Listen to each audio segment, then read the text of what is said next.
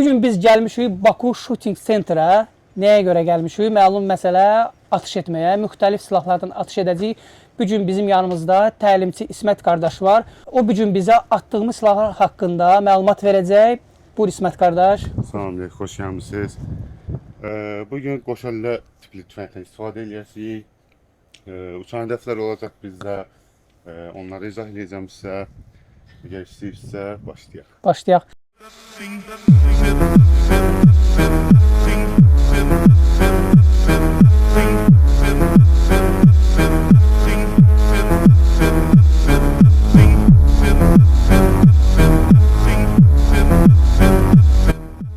Ayaqları tam da düz saxlamırıq. Bir ayağın üstünə yüklənmirik. Hər iki ayağın üstünə paralel şəkildə dayanırıq. Stoykamız bu formadadır. Bu şəkildə istənilən hədəfə atış edə bilərik.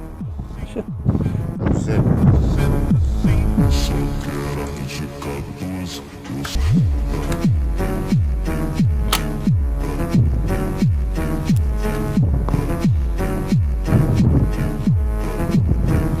Saniye gözlük atacağız.